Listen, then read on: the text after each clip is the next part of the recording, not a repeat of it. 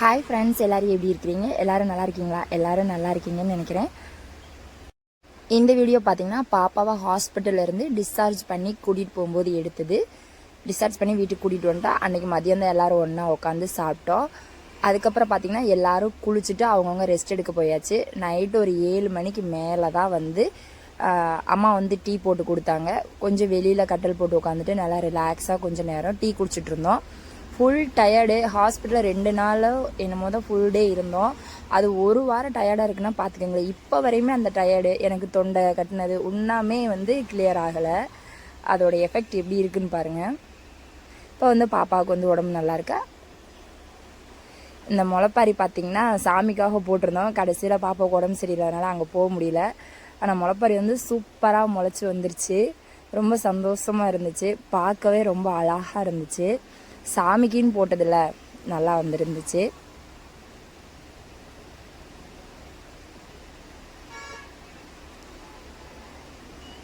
அதைத்தான் சுற்றி சுற்றி ஃபோட்டோ எடுத்துகிட்டு இருந்தேன் நான்.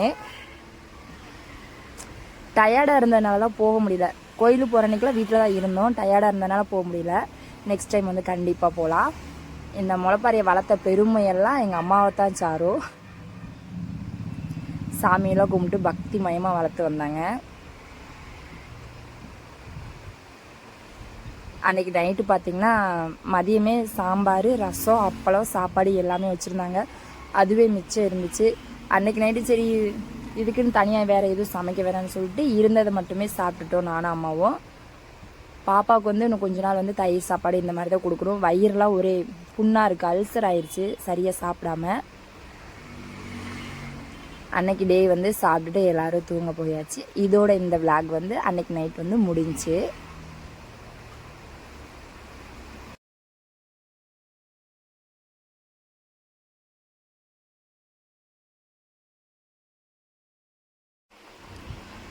அடுத்த நாள் காலையில் வந்து டே வந்து ஸ்டார்ட் ஆயிடுச்சு. இந்த கோயில் வந்து பார்த்திங்கன்னா எங்கள் வீட்டுக்கு முன்னாடியே இருக்குது. எந்திரிச்சு வந்து அந்த சாமி கோபுரத்தில் தான் முழிப்போம்.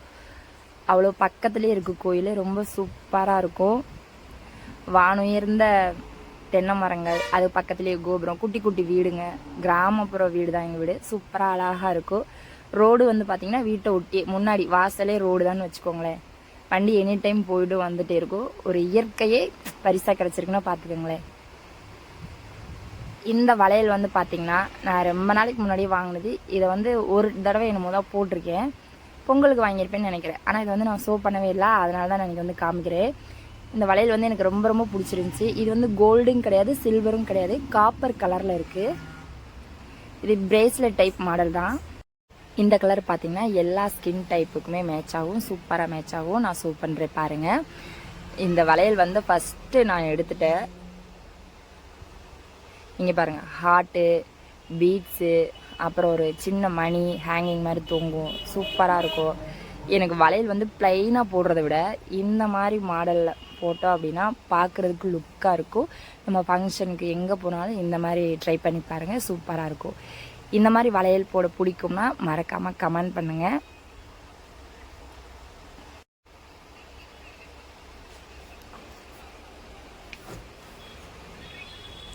எங்கள் ஊரில் வந்து பார்த்திங்கன்னா கேபிள்லாம் கிடையாது, கொடை தான்.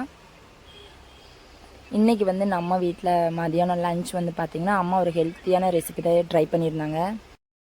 ரொம்ப ரொம்ப சிம்பிள் தான். தட்டைப்பயிர் வந்து பார்த்திங்கன்னா நைட்டே ஊற வைக்கணும்லாம் தேவையில்லை. காலையில் எழுந்திரிச்சு ஒரு அரை மணி நேரத்துக்கு முன்னாடி ஊற வச்சாலே போதும்.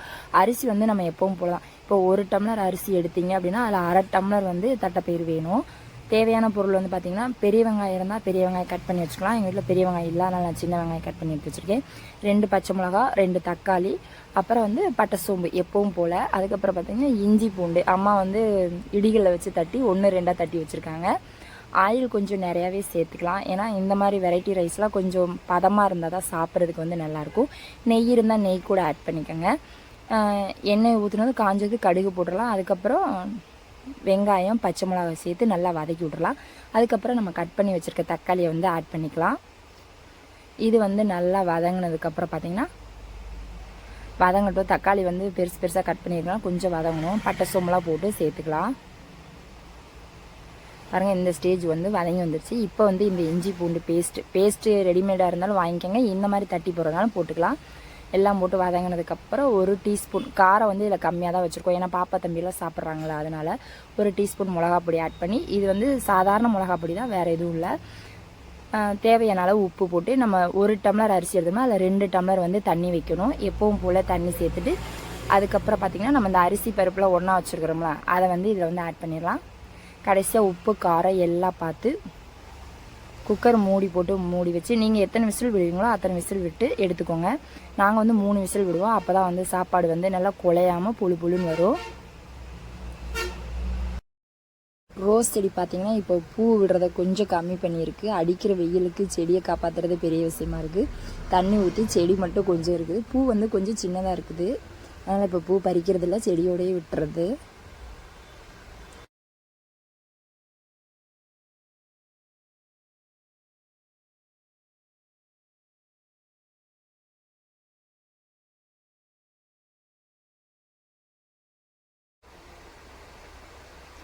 சாப்பாடு வந்து பார்த்திங்கன்னா நல்லா உதிரி உதிரியாக நல்லா வந்திருக்குது. இதுக்கு சைடிஷ் வந்து பார்த்திங்கன்னா நீங்கள் உருளைக்கிழங்கு வறுவல் அந்த மாதிரி கூட செஞ்சு சாப்பிட்லாம், சூப்பராக இருக்கும். நான் வந்து ஊறுகாய் எடுத்துருக்கிறேன், ஏன்னா இதுதான் பெஸ்ட்டு காம்பினேஷன், எனக்கு ரொம்ப ரொம்ப பிடிக்கும். இது வந்து இஞ்சி ஊறுகாய் சந்தையில் தான் விற்றாங்க, அதை வந்து நான் வாங்கிட்டு வந்து ஸ்டோர் பண்ணி வச்சுருக்கோம். இந்த விளாக் இதோட முடிச்சுக்கிறேன். இதே மாதிரி நெக்ஸ்ட் ஒரு யூஸ்ஃபுல்லான வீடியோவோட நான் உங்களை மீட் பண்ணுறேன். இந்த வீடியோ உங்களுக்கு பிடிச்சிருக்குன்னு நம்புகிறேன்.